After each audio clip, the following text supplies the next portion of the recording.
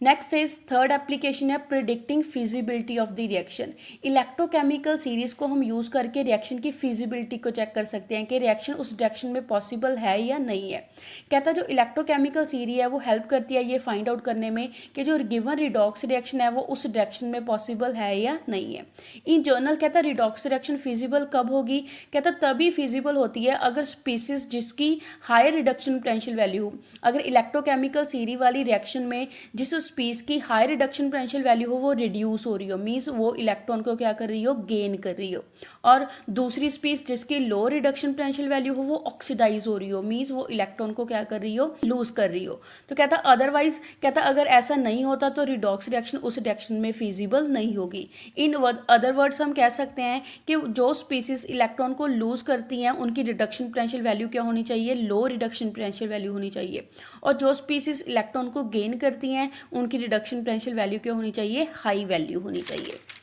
Next कहते हैं जैसे हम एग्जांपल लेके एक्सप्लेन करेंगे, हमें ये रिएक्शन गिवन दे रखी है, इसकी हमने फिजिबिलिटी चेक करनी है कि ये रिएक्शन फिजिबल है या नहीं है, जिसमें कॉपर आयंस सिल्वर के साथ रिएक्शन शो कर रहे हैं और प्रोडक्ट क्या दे रहे हैं, कॉपर मेटल दे रहे हैं और साथ में सिल्वर आयंस प्रोड्यूस हो रहे हैं।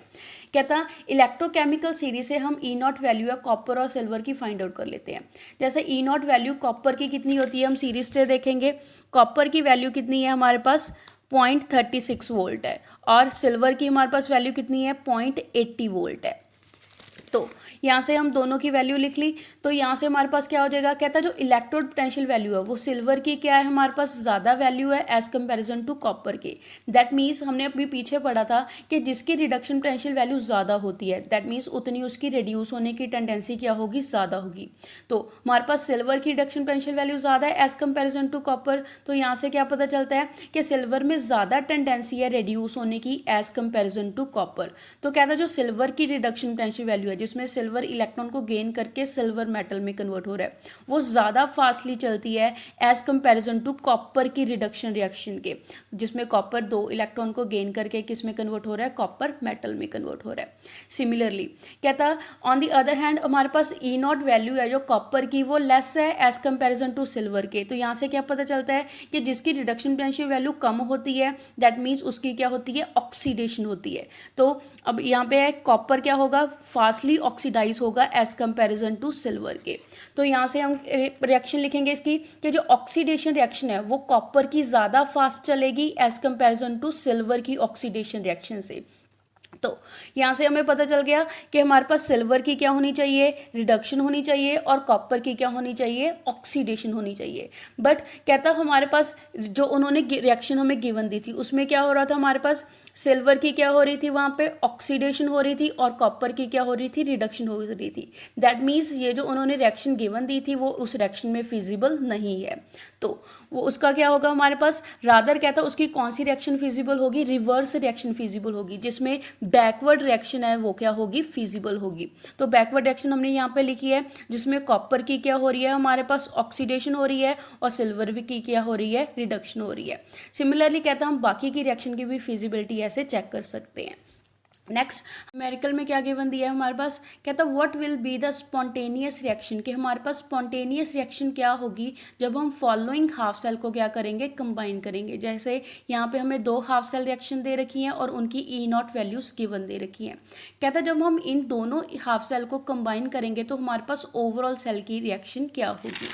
नेक्स्ट हमारे पास क्या फाइंड आउट करना है, what is the value of E naught cell, और हमें इलेक्ट्रोड पोटेंशियल वैल्यू है जो पूरे सेल की वो फाइंड आउट करनी है। तो सबसे पहले हम 2 हाफ सेल की रिएक्शन को लिख लेंगे। तो 2 हाफ सेल की रिएक्शन जो उन्होंने गिवन दे रखी है हमने दोनों लिख ली है, और साथ में उसकी ई नॉट वैल्यू लिख रही है। कहता हूँ जो ई नॉट वैल्यू है उससे क्या पता चलता है कि जो ई नॉट वैल्यू है हमारे पास वो सेकेंड रिएक्शन की ज़्यादा है as comparison to first reaction के। तो वहाँ से क्या पता चलता है, कहता हमारे पास जो रिडक्शन है वो किस में होगी, सेकेंड में होगी, बिकॉज सेकेंड की रिडक्शन पोटेंशियल वैल्यू क्या है, ज़्यादा है।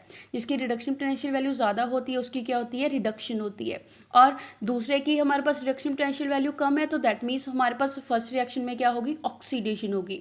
बट कहता हमारे पास फर्स्ट रिएक्शन में क्या दी है, रिडक्शन दी है, दैट मीन्स फर्स्ट रिएक्शन उस रिएक्शन में पॉसिबल नहीं है। तो कौन सी रिएक्शन पॉसिबल होगी, जब हम फर्स्ट हाफ सेल को क्या करेंगे, रिवर्स रिएक्शन करेंगे, और जो सेकेंड हाफ रिएक्शन है वो उसी तरीके से क्या करेगी, हमारे पास प्रोसीड करेगी। नेक्स्ट हमने दोनों हाफ सेल को सेपरेट करके लिख लिया है और दोनों हाफ सेल में हम देखेंगे कि नंबर ऑफ इलेक्ट्रॉन्स इक्वल है या नहीं है। फर्स्ट रिएक्शन में हमारे पास नंबर ऑफ इलेक्ट्रॉन कितने हैं, 1 है, और सेकंड हाफ सेल रिएक्शन में नंबर ऑफ इलेक्ट्रॉन कितने हैं, 5 है। तो हम दूसरा स्टेप फॉलो करेंगे। सबसे पहले क्या करेंगे, नंबर ऑफ इलेक्ट्रॉन्स को क्या करते हैं, बैलेंस करते हैं। तो बैलेंस करने के लिए जो हमारे पास फर्स्ट रिएक्शन है उसको किसके साथ मल्टीप्लाई कर देंगे, 5 के साथ मल्टीप्लाई कर देंगे, ताकि दोनों में नंबर ऑफ इलेक्ट्रॉन क्या हो जाए, इक्वल हो जाए। तो वहाँ से हम दोनों इक्वेशंस को कंबाइन करके जो ओवरऑल सेल की इलेक्ट्रोकेमिकल रिएक्शन है उसको लिख लेंगे। वो कितनी आ जाएगी, 5 Fe2 positive ions plus MnO4 negative plus 8H positive, और प्रोडक्ट में हमारे पास क्या बनेगा, 5 Fe3 positive ion plus manganese 2 positive ion plus 4 water. तो हमारे पास ये क्या आ गई, पूरी ओवरऑल सेल की रिएक्शन आ गई। नेक्स्ट सेकंड हमने फाइंड आउट करना था, E0 सेल की वैल्यू फाइंड आउट करनी थी। तो E0 सेल को फाइंड आउट करने के लिए हम इक्वेशन यूज़ करते हैं, वो किसके इक्वल होती है, E0 cathode minus E0 anode के इक्वल होती है। तो हमारे पास जो कैथोड है, कैथोड पे कौन सी रिएक्शन चलती है, हमारे पास रिडक्शन हाफ सेल रिएक्शन चलती है। तो रिडक्शन वाली सेकंड रिएक्शन है, उसकी E0 वैल्यू कितनी गिवन दी है, 1.49 वोल्ट दी है।